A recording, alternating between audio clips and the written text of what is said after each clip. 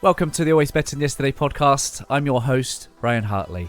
This podcast exists to equip and inspire your heart-centered leadership. Every week, we bring interviews with some of the greatest heart sets and mindsets on the planet. I hope the heartprint of our time spent together is that it creates new possibilities for you and all those you come into contact with. If you'd like to explore what we could make possible for you, then head to abty.co.uk/connect and book in a free 30-minute call to begin our journey together. I just want to express a huge amount of gratitude to our sponsors, Exhale Coffee. I have been a big fan of Exhale Coffee since meeting Alex and the team back in 2022. Exhale is the first coffee to be sourced, roasted and lab tested specifically to maximize its antioxidant and anti-inflammatory potency. An independent lab test has shown that 1 cup of Exhale Coffee has the same antioxidant power as 1.8 kilos of blueberries or 55 oranges. I'm a huge fan, and Mrs. H loves the decaf, especially because she knows that Exhale use the mountain water decaffeination process, which uses only pure glacial water from the highest mountain in Mexico and no nasty chemicals. Simply head to exhalecoffee.com/ABTY for your special offer.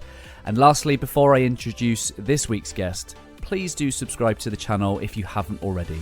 It would really help us leave a greater heartprint on this world. On episode 299, what a joy it is to welcome 3-time WCW World Television Champion and former Intercontinental Champion Marc Mero to the podcast.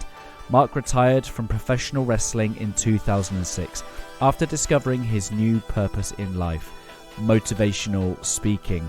Marc is a renowned speaker, professional wrestling star, and has just released his memoir, Bad to Good, the inspiring story of a wrestling wildman, co-authored with our great friend of the show, Ben Veal, who is also the host of the Wrestling Life podcast. In this memoir, you're going to hear a powerful journey of resilience, faith, and triumph over adversity. In this conversation, you're going to get a snippet into Marc's transformation from chaos to redemption, serving as a testament to conquering life's greatest challenges and discovering renewed faith and purpose beyond the darkness. It's an incredible conversation. It's episode 299 with Marc Mero. Marc Mero, welcome to Always Better Than Yesterday podcast. How are you, brother? I'm doing great, Ryan. How are you doing today? The wild man himself. I'm really looking forward to this conversation. This is a blessing. This is an honor. So really good to have you on the show, my friend.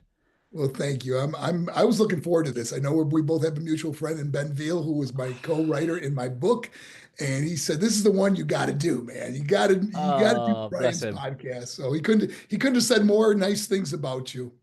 Well, that's a lot to live up to, but honestly, the fact that I have this in my hands, your new book, Bad to Good, the inspiring story of a wrestling wild man.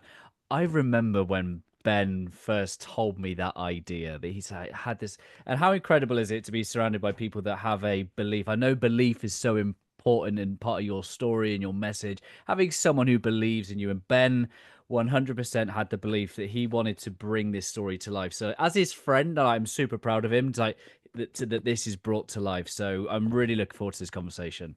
You know, it's funny. When the book was completed, I had to buy my first one off of Amazon because I published it. We published it in the UK, and there was no books, but Amazon, they get them immediately. So Yeah. for me to do podcasts and advertisements, I had to buy my own off of Amazon. So I was one of the first ones to get one. Man, and you don't hold back. That is a life story. What an incredible process to go through. And, you've been on a hero's journey. You've been on a hero's journey, an arc like none other. And yeah, man, I'm really looking forward to diving into some of those points in your book. But I guess let's just go back to the start. Let's go back to the beginning. Let's go back to the very start of who is Marc Mero. Tell me about a bit of your where the story begins, my friend. Well, the story actually begins growing up in Buffalo, New York. I was born in Buffalo, New York. And I think the first story in the book is about me burning down my house at 5 years old. So it definitely started off bad, BADD. And, and then, of course, the twists and turns of my life. And then my parents getting divorced. And I'm Mm, sure burning down the house didn't help in their marriage. mm, But then moving into one of the worst drug and gang infested neighborhoods in New York, and that's really where my life took a turn. And just a scary time in my life. It's just as a little kid, of the gangs that were walking up and down the streets and the fights that we would see, and the gang fights and with mm, clubs and knives, and it was just horrible to live like that in a neighborhood like that. But it also instilled the toughness in me, and then of course getting into sports and becoming very successful in hockey, football, boxing, and eventually professional wrestling. But it was just an incredible journey, and that's what was so fun about writing about this. Was when I say fun, I mean reliving some wonderful memories of my life, but also tragic in the sense of reliving those horrible things that I went through in the death of many family members and friends that passed on way too soon. mm. Yeah, and I definitely feel that. I definitely feel like you're carrying a torch for many, and particularly friends, family, but also in the industry that you served so well as well. Yes, I think everyone has a little piece of this story in them, of Mm, something that they may have gone through, loss of a loved one, a divorce, a broken heart, overcoming adversity. There's so much in here that I think is going to help a lot of people and realize, oh my gosh, I also went through that. And seeing me go through these things, and I'm not, and it wasn't easy. I mean, when people just go, "Oh yeah, I got over this or got over that," I mean, when I hit rock bottom, I realized rock bottom had a basement, and it mm. was just a horrible, horrible time in my life. But I look at, like, when people say, "Well, don't you have some regrets?" It's hard to have regrets when you have no bitterness, resentment, anger, or unforgiveness. Like, I look at all the paths in my life I took, good or bad. They all led to where I am today. And maybe if something changed back then, Mm. it may have changed what happens today. And I couldn't be more blessed, more happy. And as you know, Ryan, this is my 18th year presenting at schools, not all over just the country, now over the world. I even Yeah. spoke to schools in Russia, which is so unusual to do, and Guatemala. And it's just being able to bring a testimony of overcoming adversity. And it's like through our struggles, we find our strength. Yeah, I first became aware of you speaking in schools. Where there's a lady lives North England here. Her name's Jem, and she has two sons. Yes. Yes. I Yeah, know, Jim. Sure. yeah, 100%. And I Yeah. remember seeing that you had a picture of her boys, I think, and you were wearing a Hope t-shirt. Hold on, pain ends. That was my first real awareness. Like, wow, this guy's a force for good. He's taking his life's chance and opportunity and really sense of purpose in your second, I say, second part of your career. Yeah. Jim's two boys wrote me letters, and they were Yeah. so sweet, and I sent them some autograph pictures back, and we've been friends on social media now, which is really cool. It's beautiful, isn't it? And that's the testament to the impact that you can have in your position. And one of the things that I really picked up on your book is it says that you were a born an athlete to entertain, but the magic in your life truly began when you learned to use those strengths to lift others up. And I Mm. guess before we get to the lifting others up, what was like, what was the bad part? Like, because you talk about rock bottom, hitting rock bottom's basement, and I'd love people to understand the depths of the story because if people watched you in the 90s, they'd be like, man, this guy's got everything. This guy's got everything. He's got the looks. He's got the athleticism. The guy's doing backflips off the top rope. Like, I don't know how tall you are, but that physically shouldn't be possible. And but I think one of the things you say in the book is that an incredibly insecure industry. Like, how can that be? Tell us what it was like for you within the wrestling industry. Well, when I was in the industry, obviously that, let's say there's only, I would guess around 22, 25 spots available for television. And if you're not jacked up and ready to go, there is 100,000 people behind you who are. And Mm. it's like you don't want to lose your spot. And that's what I'm saying. It's very insecure. It's very, you can't trust a lot of people. You have the little cliques that are just your small group of friends in the industry. And it's a really tough thing, because it's really hard to trust people. And, Mm. and trust is earned, and it's just not given. And when you come into an industry and you have to be in a position where you have to trust people, and then you learn very quickly that not everyone who smiles at you is your friend. Mm. My listeners and my watchers, they will not know this, but I absolutely loved WWE, WWF as it was when I was growing up. The first ever match that really captured my heart, my mind, my attention was WrestleMania 9 when Bret the Hitman Hart fought Yokozuna. That was like the first wrestling match I ever remember seeing. And unfortunately for my brothers and sisters, I had I tried out all the moves on them. They were my wrestling partners. They won't they'll be watching this and they'll know exactly what I mean. But like when did wrestling really become something for you? Like what really inspired you about becoming the wrestler? Well, one of the stories I do share in my book, and it's a little more in depth, but I'll share it quickly here, is that when I was younger, my dad would take us to the wrestling, and we would go and see people like Bobo Brazil. Mm. And I remember Bobo Brazil was wrestling the original Sheik. Okay. And it was at the Buffalo War Memorial Auditorium. And my dad didn't get us the best tickets in the world. We were up pretty high. And I just remember that we were a big Bobo Brazil fan. He had that cocoa butt, and it was like what a great entertainer he was. Well, anyways, long story short was that the Sheik, and during Bobo Brazil was bouncing the Sheik all over the ring, and all of a sudden the Sheik reaches in his trunks and he pulls out a pencil, and he gets him in a headlock and he starts jabbing Bobo Brazil. Now I'm a kid. I'm like, and I'm thinking, I go, Dad, why aren't the police coming? You can't do that. And next thing I know, Bobo Brazil stands up and he's bleeding all over. And Yeah. I'm horrified as a kid. And I'm like, oh my gosh, Dad, what is if he comes up here? Like thinking the Sheik is going to come and get us. Yeah. Anyways, I was terrified. Okay. Now, fast forward, I share a little bit more about it in the book, but fast forward now, years later, I'm in the industry and I'm wrestling at, I believe it was Joe Louis Arena in Detroit. And the original Sheik comes backstage to say hello to the boys. I mean, no, he's retired, but he's a Mm. legend. And I could not wait to meet him and tell him the story of how he just terrified me as a kid. Mm. And whether you're a baby face getting cheered or a heel getting booed, he knew he was doing his job, how it affected me all these years. And he had the biggest smile and gave me a big hug. And what a great time that I was able to share that with him. Oh, full circle, isn't it? And then there's a number of full circle moments in your book as well, with like your mentor and how you end your career with a fight. And there's so many like little nice moments where you're really spending time with what I can only just imagine from the outside, just being a real tight knit community. It's what the wrestling industry. Yeah, yeah, Well, you know what's really cool, Ryan, is when I do like a wrestling convention now, and I will see, guys that worked together with me years ago or are in the industry. And maybe they're guys you never got along with or yeah. was not in your group or guys you didn't even like back then.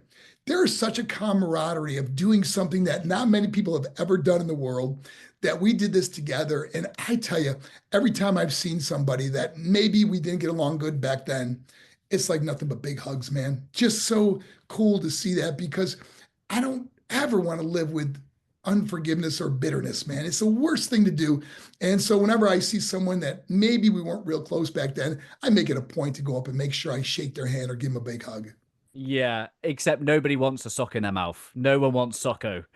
You Never know, have.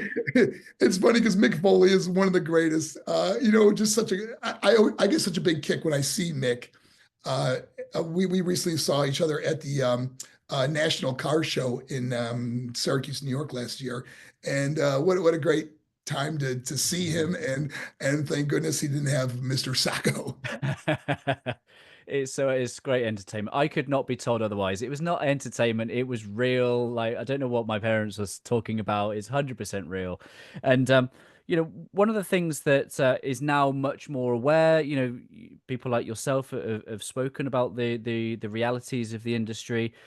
Maybe in the 90s, we weren't so aware of the addictions that could be going on, and the drug abuse, the prescription pills, and let alone the highs of running out in front of 10, 20, 30,000 people, every week. Like that's got to be a high. What was some of the underbelly, particularly from your own path? Like, how were you drifting from this person who you wanted to be? Well, the drug addiction for me, I went through different stages. I had some real trouble when I first got in, and actually missing shows where I almost lost my job. I remember Dusty Rhodes pulling me in I had to get a meeting with Dusty Rhodes, and I had to go into his office. I'll never forget it. First of all, I was so humiliated that I let him down, Mm, more so than anything. He's the one that gave me my break. He's the one that came up with the Johnny B. Bad character, yeah, gave me everything. And then yeah. here I am partying all night and missing the plane, missing shows.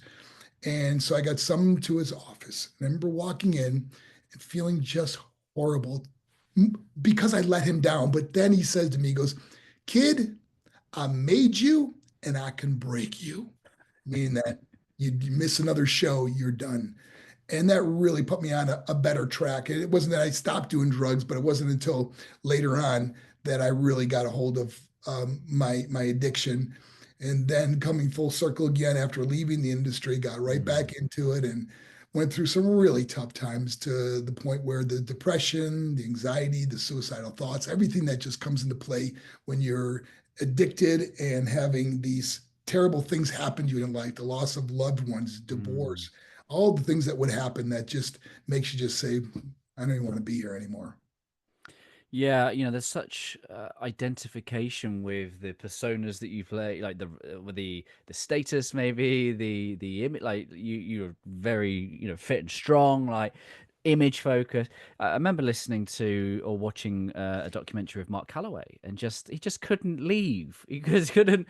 There's such an attachment to this industry or this role or this persona that you play, and then you must just go home and just be Mark or whatever, and it must mess with your sense of what is life about, like what is my purpose, what am I here to do? Because yeah, I can only imagine what that's like. Well, you know what, Ryan, it's ironic because so many wrestlers after wrestling ends, they try to hang on or they try and do independent shows. Anyone that's been in the business for, 5, 10, 15, 20 years has had multiple surgeries. It's just the way it is. I've had 14 and I know so many guys that have so many more than that. Mm, It's just part of the industry, blown out your knees, your elbows, your shoulders, your back, or whatever it is. And and when the limelight stops and the lights go off and there's no more crowds, it's can be very depressing and very um, just lonely in a sense that you got used to that part being such a part of your life. And of course, financially, it's such a blessing to have that make that kind of money. Where were you ever going to make that kind of money again going into the regular world? So it affects a lot of guys. Luckily, there's been there's many of us that have found life after wrestling. mm. My buddy Diamond Dale's Page, he lives 20 minutes down the road from me, one of my closest friends, seeing what he's accomplished after wrestling. And obviously, like I said earlier, this is my 18th year presenting at schools all over the world. And, it's like you still get to go out there and entertain in a sense. Yeah. And Ryan, the good thing is no one is hitting me over the head with the chair anymore. Okay. So longevity is the key. Yeah. It's finding something after wrestling that keeps us busy, when I do like corporate events and I talk to my peers, I always say that many times as adults we become complacent in life Mm. and we settle for the status quo and we say things like those were the days. Man, I don't want to ever feel like those were the days. I want these to be the days. I want the Mm. future to be the days. Looking forward to great things. The rest of my life will be the best of my Mm. life. I don't want to feel like the best years have passed me. And I think that's where you start falling into that depression and just not feeling like you're going to have any more happiness or good years ahead. Because you no longer live in time. Yeah, yes. No longer live in time. Absolutely, man. I live in moments and I cherish Mm. every moment that I have and have left. It's a beautiful mentality, and and I think the poignant part of the fact that you and I and many others will have this story in our hands is there was a time when you didn't think that was going to be the case. Yeah.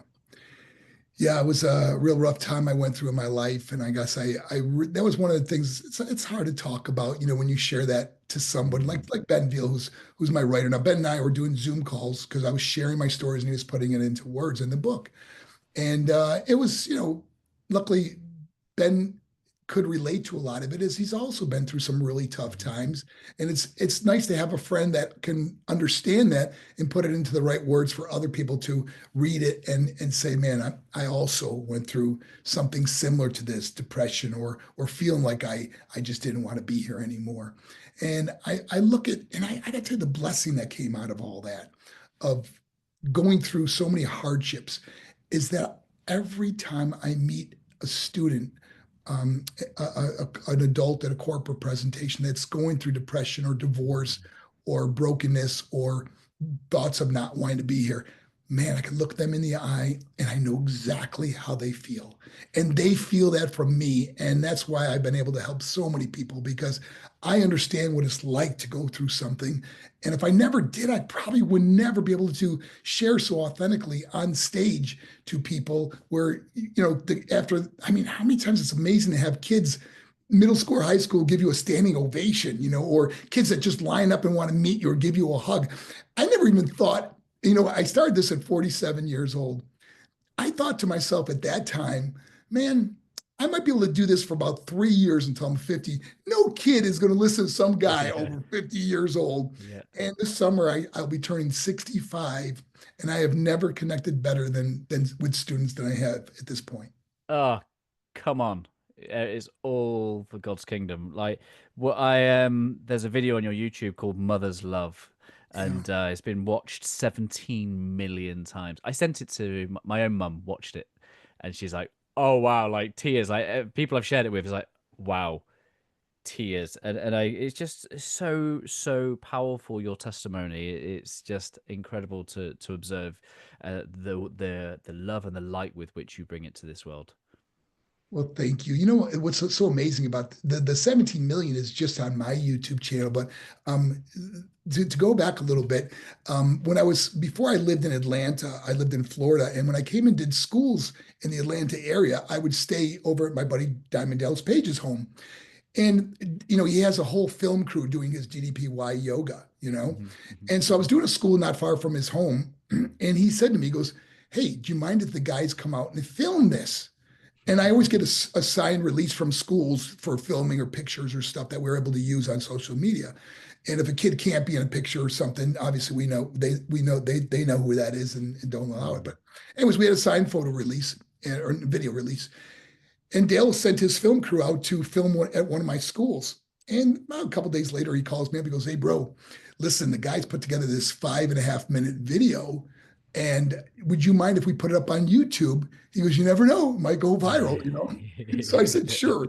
Of course, not only goes viral, but here's the thing that you might not realize is that there were so many other companies that shared this, okay, and including celebrities, Lil Wayne, Charlie Sheen, Damon Wayans, and the list goes on and on. Well, when they shared it, they were getting 5 million, 10 million, 100 million. So we were adding it up one day, just seeing the different people that shared it and how many. We had over 500 million people have seen that video. So, Come on. and here's the great news about it: when that video went viral, I had over 3,000 booking requests that month. And I mean, obviously you can never do that many, but we were scheduling them all through the year. And in that year, I did 293 events that particular year. I was just living out of a suitcase, going from school to school to school to school, and it was just incredible, man. Oh, God bless you. Well, there's a moment that you deeply detail in that book, and I won't spoiler alert it. It's in the rock bottom basement chapter, but there's a moment where you cry out to Christ. How does that moment change your life? I was brought up Jewish. A lot of people may not know this, but my grandfather had our last name short. It used to be Merowitz, and it was shortened to Mero. And so there was a time in my life where, being a Jew, I eventually actually, and I'll make it short. I mean, we got so much to cover, but I had a friend of mine that was going to a charismatic Christian church. He just said, "Hey, you want to go to church with me?" And I thought, oh, why not? Let me check this out. And it just seemed like the pastor was talking to me. It was like Mm. almost like I had a Funny spotlight that. on me, and Yeah. everything he was saying was kind of about me. It was the Mm. weirdest thing. And he asked, "Would anybody like to accept Jesus Christ as Lord and Savior?" And I was like, "Yeah." Ooh. And so that was the first time. Now, that was back when I was 21 years old. Okay. Yeah, yeah. Now, I of course backslid, did my own thing, drugs, lived a horrible life, just never really thought about God much there at that point. Mm. Now, fast forward to the day that I was going to end it all, is I put a gun to my head, and obviously I share it more detail in the book. And as it was I had my house was for sale at the time, and I was lost everything, and I had these big walk-in showers, and I was in the shower because I didn't want to make a mess in the house, so I figured they'd be easier cleanup in the shower. And I put my back Mm. against the wall and I put the gun to my head. And also my hearts just started pounding out of my chest. And the idea was I would pull the trigger when I slid down the wall and my bottom hit, like almost like a wrestling bump. Mm. And all of a sudden I see my family that passed away, my mother and my father, my brother, my sister, all these people I loved in my life. And it was just like seeing them smiling and happy. And then I started sliding on the wall, and all of a sudden I hear that pastor talking about hell the way he did when I was 21, about the fire and brimstone, and people are just screaming out, and it was like nobody was talking to each other. And I'm seeing this in my Mm. head. And then I just fell to my knees. I point the got away, and I just asked God into my life. I asked him for forgiveness. I rededicated my life to Christ. And that was 2003. I have not touched a drug since that day. And it's Mm. been an incredible journey. And I love the Lord. I mean, I can't talk about him at public schools, but before every presentation, I pray his love and light shine through me, that somebody sees something special about me overcoming these adversities in life and then turning my life around, and everything I lost in a sense was given back to me, beautiful home, friends, family, everything that means something in life. Thank you for sharing that. I It's an honor. It's a privilege to hear such intimacy in your story, and I think there's some scripture that Paul is pleading to God to remove the thorns from his flesh, Yeah. and I love the Passion translation. It's a bit of a poetic translation, but God's response to Paul is, um, "In your weakness, you will find my fullest expression." Mm. It's in those wounds, it's in those scars, it's in that pain and the adversity that you and I and everyone has gone through. If we just have the courage to look into that, we will find that that's where our love and light and God's fullest expression flow through us. Amen, brother. Mm. It's through those difficulties in my life that I really found a strong message and realized how strong I really was. Now, people could think someone that wants to end their life is just a weak person, but I realized how strong I really was in so many areas of my life. And now it's become something that's just paramount. The way I carry myself, the way I live my life. Um, the not having fear. What I mean by that is not having fear of dying, or fear of Mm. Mm. of you know something bad happening, because I know I'll get through it. Like, I Mm. think about all the things I've gotten through, that I still made it. And that's why I share with people, that you may be going through something right now, but you may look back in your life, and your current trial is going to be your future testimony. And that's what happened in my life, was all those things I went through are now my testimony to help other people. Yeah, that's beautiful. And you said 18th year this year. Like, You know, what do you really get a sense that young people just need to hear these days? hope. They Hope. really need hope. We have fallen into a place where Kids, the depression, the anxiety, so many kids on medication today, and if there's a parent out there listening, listen, I'm not against medication. Please don't think that. It's what it is that if a doctor tells you that your kid needs medication for their anxiety or the depression, get a second, third opinion. There's nothing wrong with that. But don't just go with someone that just automatically says this is what you need. And because it can affect them the rest of their life, because then they never get off medication, then they go to Mm, stronger medication, and mm. then they're having all kinds of difficulty in life. And like I said, I'm not a doctor, but I just been around this for so long now, and seeing kids that have gotten off medication, they're doing really well right now. And but I see the bullying that goes on now, the likes and clicks that you get on social media are people that hurt other people, that are bullying or being mean or scaring people or whatever, and it's things that you just go, why do people act like this, just for clicks? They do ridiculous things, just walk in stores and steal things and hurt other people. There's a lot of hurting people out there, and I think it's that old adage of hurt people. And I think one of the beautiful things in your book is like never underestimate the power of a hug. Yes, that is so true.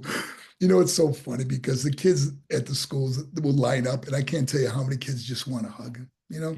I won't even talk about nothing. They just need a hug. No words, no advice, just a hug, man. Just thank you, and realize that something you said or presented at that school may have helped someone, or even change or even save a life. Yeah, I think one of the things you say in the book is that it communicates, maybe not with the specific words, but it communicates something far more than words can do. Yes. Yes, so great, Ryan, is that I get letters from kids that saw me 10, 15, 18 years ago Yeah. that tell me how their life has changed because of that presentation. Just yesterday, a father sent me a picture of his. I used to pass out these goal setting cards. It Yeah. says write your dreams and goals into existence. And I challenge kids to write their dreams and goals down. But I tell them, put it somewhere where you have to see it, whether it's your refrigerator at home, your bedroom wall, a drawer you pull out every day, your locker in school. Write your Hmm. dreams and goals down, but put it somewhere you have to see it. Well, anyways, this little girl wrote that I want to be a veterinarian and be on the AB honor roll. Well, not only she got on the AB honor roll, he sent me a picture of her first day as a veterinarian, all dressed in her scrubs and stuff. Just incredible. That's just one. And then here's another quick one that happened Love just it. recently. These are a couple. I got so many of them, but these have just happened. A father wrote to me. He brought his 10-year-old boy to see me present for a community event in New York. Yeah. And I passed out the goal setting cards, and a little boy wrote, I want to be a PBA Pro Bowler, Pro Bowler Association. Okay. Yeah. Yeah. And 10 years old, right? They put it on the refrigerator. The father sees a little boy staring at this, right? He goes, well, let's go bowling. Anyways, by the time that little boy was 14 years old, he had 53 300 games. Crazy. Well, this year, listen to this. This is great, Ryan. This year, he was named Rookie of the Year on the PBA tour. Is that his name is Petey Vargos, and he's just so him and his dad like become my friends now because of Yeah. amazing things. So I am going to go to one of his tournaments at some point and see him bowl, because it all started when he was a 10-year-old boy and he heard some guy to say, write your dreams and goals into existence. Mad, isn't it? And that is, I think when you said earlier about using your magic in life to truly um, lift others up around you, and I think there's something different, isn't it? There's something different when you use that testimony, that voice, that story, and then seeing the effect that has in other people. It's just incredible. That I guess that's purpose, right? It's not only purpose, but there's no greater joy than helping another person. And when you realize that, I tell people, you want to be happy, help someone else become happy. You want to be Mm. successful, help someone else become successful. Giving while you're living so you're knowing where it's going. It sounds like an old Johnny B. Bad line.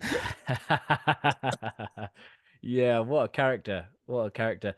Did you enjoy that aspect of the role, like playing a character? Was there an aspect of Mark in there? Was it just like dialed up to 100, or were you completely someone different? Like, It was so much fun playing that character. And you know why? Because it was Dusty Rhodes' brainchild.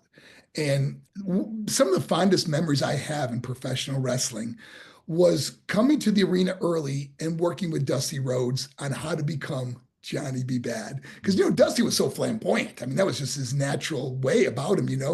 And he would say, now, I want you to walk up to the microphone and say, I'm so pretty. I should have been born a little girl. And so I'd go and I'd try to do it. I go, okay, I'm so pretty. I should. He goes, no, no, no, no, do it like this.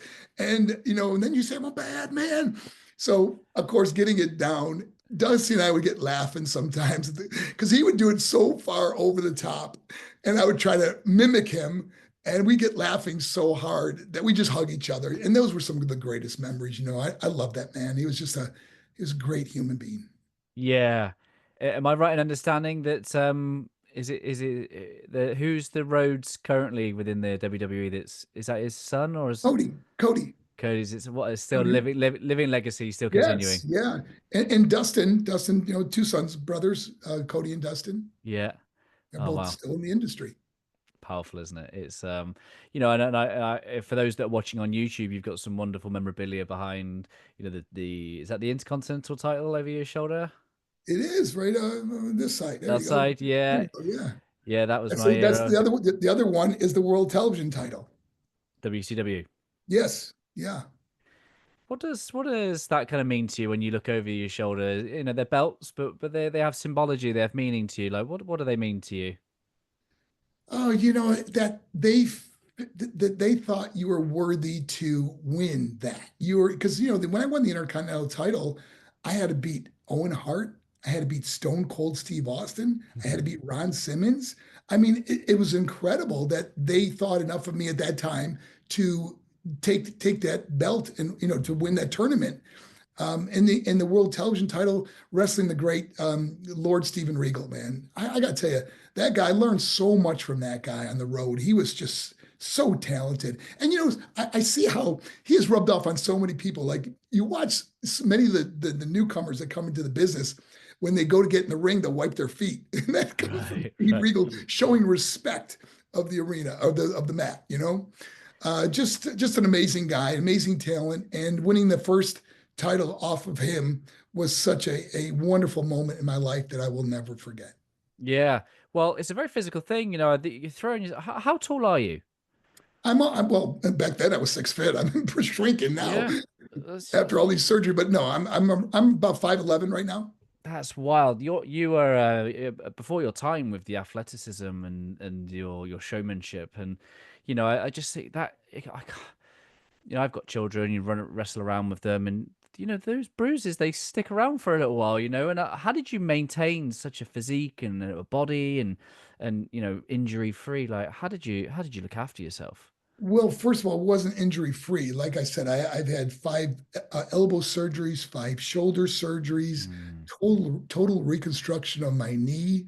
So there's a lot of injuries I did have that needed help along the way. But the good thing about WCW or WWE, they always sent you to the best doctors, mm, and so they want to get you healed fast and get you right back out there. And of course, going to the gym, I traveled a lot with Diamond Dallas Page or Marcus Bagwell, Alex Wright, and we always. I mean, as soon as you get off the plane, check in your hotel and get right to the gym. mm. Before the arena show that night. So I was with guys that always wanted to train and were kind of hooked on making it to the gym. Yeah, powerful. One of the other important pieces behind you, I think, is over your right shoulder. Is that a picture of you and your mum with the belt? Uh, let's see, Yeah. where's that one? Oh yeah, yeah.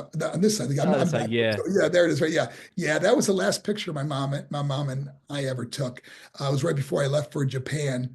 As I was walking, as I was leaving, she says, Mark, before you go, can I take a picture with the belt? Sure, Mom. Who would ever think it'd be our last picture? But it just goes to show, Mom, you were the real champ. Yeah, I know that video that went viral. You speak so passionately about who you were and before that moment, and then the 3 a.m. phone call. I mean, I'll make sure it's in the show notes for people to go and look at it now. But you know, how do you think she's seen this second half of your career emerge? What do Oh, she's very man. much infused by You your know what? My, message. my mom was the reason why I'm a Christian is partly because of my mom. Mm. I actually watched my mom get baptized and give her life to Christ, and I became the man she always prayed for that I would be. Yeah.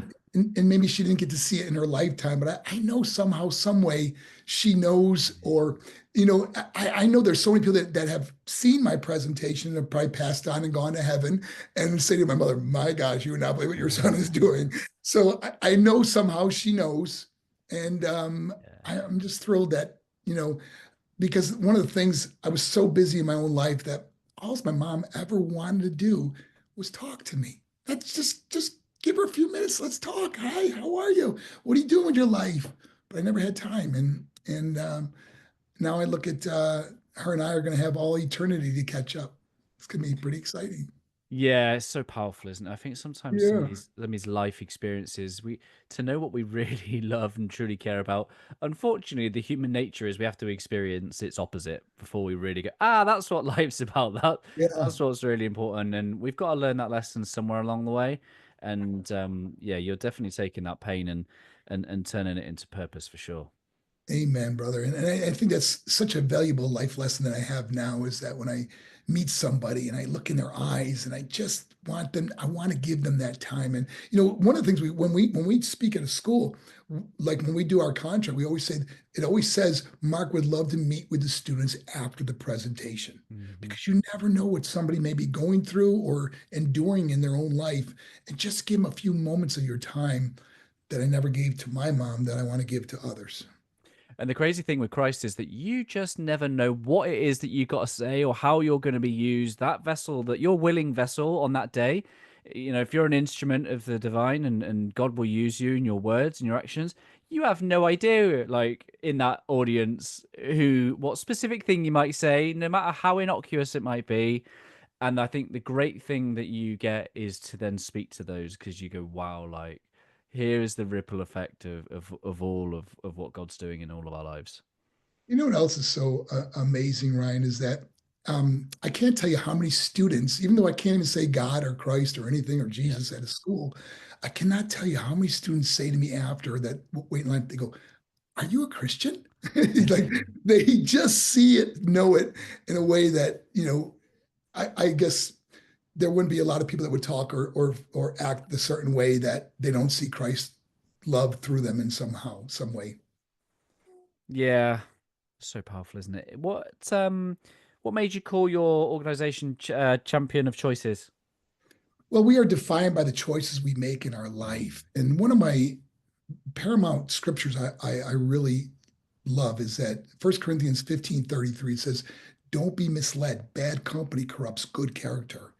And it's like God knew it all the way back then. We become who we surround ourselves with. And that's why instead of saying that verse, that Bible verse, I'll just say at schools, your friends are like elevators. They're either going to take you up or they're going to take you down. Show me your friends. I'll show you your future. And we really become who we surround ourselves with. Yeah, and you even lived it to the point where that was your name. Bad. Yeah. Talk about That's right. embodying it. Talk But about here's the him. good news, when we say bad, we actually had we changed the name of our tour a lot, and we actually a couple of years ago we had the Bad Tour, and it was about let's see, uh, be against destructive decisions, BADD, Mm, be against destructive decisions, and but I could also use it for born again, definitely delivered. Okay, so yeah. bad could have some really good meanings. Yeah. Yeah, honestly, it's so powerful, the testimony, and it's great that you've included some of those stories in the book, of which you said that you could have written 10 to 100 more books filled with those things. Oh Such is the man, power. there's so much, I mean, the good thing about Ben is we had to go through and decide, I mean, the book is almost 400 pages. So Mm. it's a pretty thick book. So there's a lot of good stories in there, but I couldn't share every one of them, but I really I want to share some that number one showed where I came from. Like when I talk about my drug abuse and my drug Mm. dealings with the Colombians and how we were moving cocaine from Miami to New York. I mean, people would look at that and go, "Are you kidding me?" But you got to be authentic. You got to be honest of where I was to how I got to where I am today. Yeah, and there's even a part where 2016, I think it is, with your heart stops, and so you've really got a kind of you're into this second phase. You found your purpose. You're doing all things, and then this appreciation for the moment. And I think you have that scar on your chest. You have that kind of Yes, I do. What's so crazy, Ryan, is that in 2016, I needed open heart surgery. And so when I'm meeting with the doctor at the Cleveland Clinic, the greatest place to go get your heart surgery, he says to me, well, let me get this straight. You played football, hockey, boxing, wrestling with two valves instead of having three valves. I only have two valves. And he was dumbfounded. So they put a cow's valve in me. So I had to have it was I don't think it was like an 8-hour surgery, and mm, they stopped my heart for 40 minutes. And I remember him telling me they're going to be doing this. And my first question was, how do you get it started back up? Tell me. And he says, usually when we put it back in your chest and release the arteries, it usually starts by itself. He goes, but if it doesn't, we got these big, electrical forceps that will start it back up. So I felt comfortable with that. yeah. You're a man of faith. Amen, brother. And when they were wheeling me down, it really comes down to that. If this is my time, I'm ready to go say hello to the Lord, or if not, just give me more to do, God. And he has. He just continues to bless me in a sense that I'm able to help other people. Yeah, send me. There's an image that's coming to my head that says that what would you do? How would you mentor young wrestlers entering into WWE, WCW, wherever they're TNA, wherever they're going these days, these young kids getting into the industry for the first time? How would you mentor them? First of all, one of the things that I'm pretty sure it's one of the stories that made the book was the when I used to watch like guys like Steve Austin or Diamond Dallas Page. Diamond Dallas Page always had his video camera videotaping all the matches, but Steve Austin would always be at the curtain and he watched every match. Mm, And the reason why Steve was so successful is he could wrestle anybody. Like, for example, he knew I had certain moves that I was really proficient at. So he remembered that. And so when we wrestled, he would call those moves, and he knew what I could do, what my strengths were and my weaknesses were. If I couldn't do something that he'd just stay away from it. So he was so good at that, by mm, watching matches. The psychology of matches are so important. And sometimes we're seeing so many guys that are doing flip flop and if all these false finishes, it's not going to be the end of the match because there's just too much of it, where sometimes less is more, and to slow down a little bit so people could see that you're telling a story and not just mm, going through something that's like watching something on fast forward, So I would say that, and really, again, mm, pick your friends wisely on the road. It's very important. Be around guys that have similar interests to you, working out, eating right, talking about the matches, man, helping each other, watching each other's match and just and reviewing it and helping each other. And I think that's what was so fun about traveling mm. with Dallas because he videotaped him, he'd watch him back and we talk about him and that's why me and him always had pretty good matches because we really wanted to get better and better and better. And there was a time where I was voted most improved. He was most improved. I was rookie of the year. He was rookie of the year. I started 31. He started 35. We got so many similarities between me and DDP. What's your hope for the future of the industry?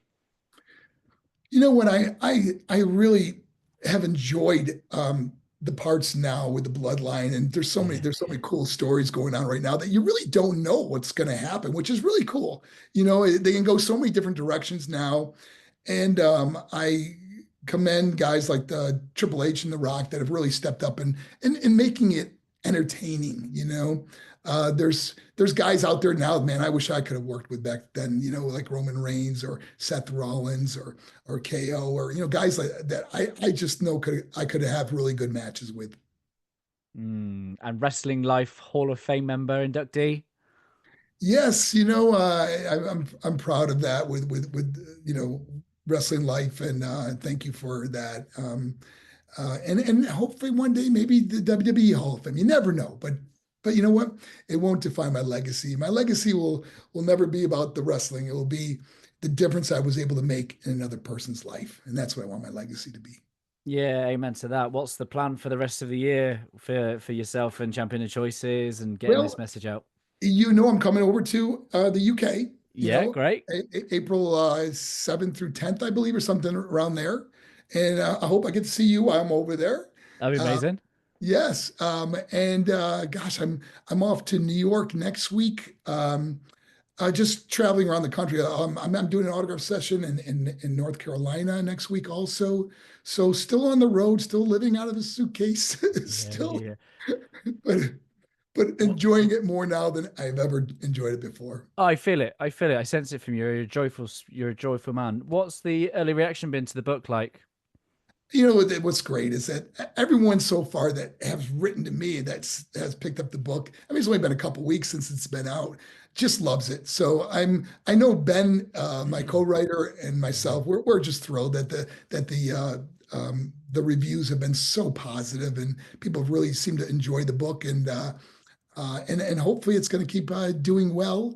And it's people don't realize this is a pretty thick book. It's not just a quick read. So yes, but it was a joy writing it, and especially with Ben. Just had a great time with Ben. He's just an amazing friend, and we become very close. And he even got me to drink a bottle of Guinness while I was over there. Oh, So come I on. don't drink a lot, but you know what? He had showed me what that was all about.